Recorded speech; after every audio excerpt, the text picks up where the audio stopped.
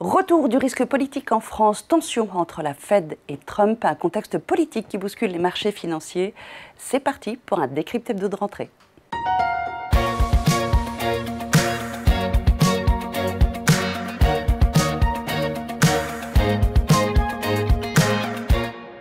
Pierre Barral, bonjour. Bonjour Caroline. Il y a quelques jours s'est déroulé le Jackson Hole, qui est la rentrée de la Banque fédérale américaine. Donc Jérôme Powell a passé quelques messages. Par contre, il semblerait qu'il ait mis de côté un petit peu l'inflation pour se concentrer sur l'emploi aux États-Unis, qui pour lui est un véritable sujet. Oui, c'est vrai, Jérôme Powell qui, chaque année, lors de ce Jackson Hole, tente de passer des messages sur sa politique monétaire pour les mois à venir. Eh bien, en effet, s'est concentré plus sur l'emploi que sur l'impact de ces fameux droits de douane qui auront un impact sur l'inflation. Donc, il a semblé qu'il laisse de côté le problème inflationniste, qui pourtant est un problème récurrent, avec un impact de ces hausses de droits de douane qu'on a du mal à estimer pour le moment, mais qui, pour lui, manifestement, sont probablement moins importants que ce qui est en train de se passer sur le marché de l'emploi. Alors c'est la raison pour laquelle il maintiendrait une future baisse des taux en septembre ? Exactement, donc il a choisi d'être plutôt colombe dans son discours et de rassurer les marchés sur le fait qu'il va reprendre la baisse des taux, qu'il avait déjà démarré l'année dernière, mais qu'il avait mis en suspens durant toute cette longue période d'arrivée de Donald Trump aux affaires. Donc on a aujourd'hui une banque centrale américaine qui confirme que probablement, et peut-être que la probabilité de voir des taux baisser en septembre est non négligeable, donc on repartirait, les marchés en tout cas, ont recommencé à croire à des baisses de taux d'ici la fin de l'année, une ou deux baisses de taux en effet d'ici fin décembre. Si on se tourne maintenant en Europe et plus particulièrement la France, on s'achemine vers une nouvelle crise politique avec la possible perte, pour la troisième fois en un petit peu plus d'un an, de notre Premier ministre. François Bayrou a effectivement mis en jeu son gouvernement par le vote de confiance le 8 septembre. Mais quelles sont les conséquences d'un tel acte ?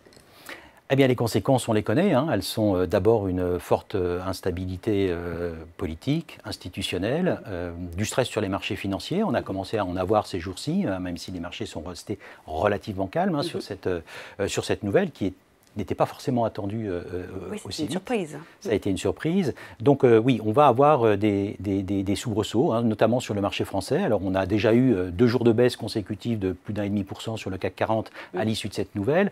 On a eu également une remontée des taux d'intérêt à long terme en France, des taux des OAT françaises.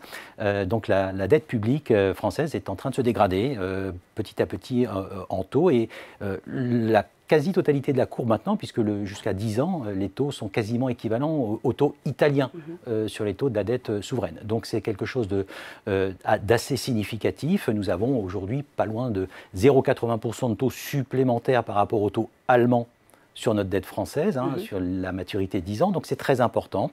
Donc le risque, il est là, il est que le coût de la dette ne cesse de se dégrader, que les investisseurs perdent confiance dans la dette française aujourd'hui.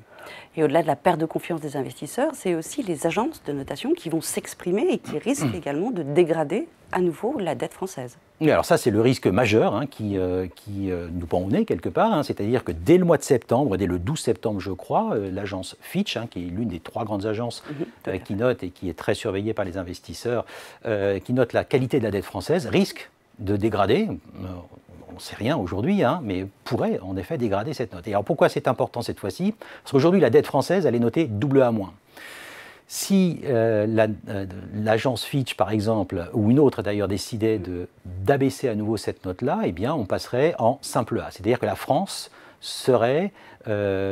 perdrait en tout cas sa note de AA et passerait en simple A, ce qui obligerait de nombreux investisseurs à vendre et de sortir, à se débarrasser de cette dette, parce qu'ils n'ont tout simplement plus le droit de la détenir. Très bien, nous allons voir également quelles sont les conséquences en termes d'allocation pour vos portefeuilles de ce contexte.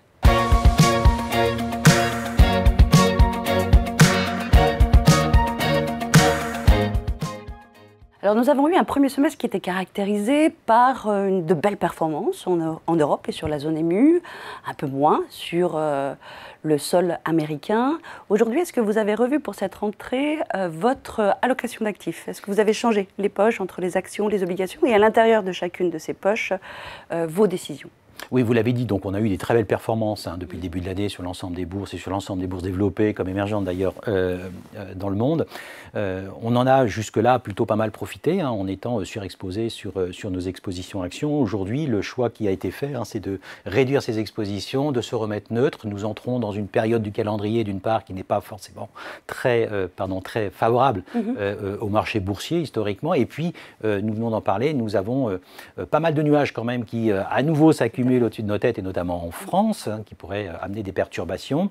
Néanmoins, voilà, on n'en est pas encore à prendre des positions beaucoup plus marquées sur les marchés d'actions. On est plutôt en train d'essayer de rendre nos allocations plus défensives, en tout cas pour nous préparer à soit une stabilisation du marché, soit éventuellement une petite correction de ces marchés d'actions.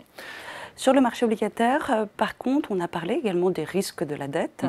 Est-ce que vous avez modifié vos positions sur cette poche obligataire aujourd'hui ? Oui, alors sur les taux d'intérêt, en effet, sur les poches obligataires, jusque-là, nous étions relativement neutres par rapport à nos indices de référence qu'on a choisi aujourd'hui. C'est de reprendre un petit peu d'exposition sur le marché obligataire, et notamment le marché obligataire allemand, le marché core, en fait, de la zone euro. Encore une fois, pour protéger nos portefeuilles d'éventuels soubresauts des marchés d'actions, d'éventuelles remontées du risque sur la zone euro. Il nous semble tout à fait pertinent aujourd'hui d'être un petit peu plus long et d'être un petit peu plus exposé sur les obligations souveraines, qui sont encore une fois les obligations refuges quand les choses commencent à mal tourner sur la zone. Donc voilà, on commence progressivement à remettre un petit peu d'exposition sur des niveaux de taux d'ailleurs qui étaient remontés récemment et qui nous paraissent finalement assez intéressants à détenir en portefeuille. En termes de port d'entrée, donc un portefeuille plus défensif globalement sur l'ensemble des poches. Exactement, c'est tout à fait ce que nous recherchons à faire aujourd'hui, en tout cas pour le mois qui vient. Très bien, merci beaucoup Pierre. Merci Caroline. Merci également à tous de nous avoir suivis. Donc de prochaines échéances attendues pour le mois de septembre. L'occasion de nous retrouver pour un prochain décryptage. À très bientôt.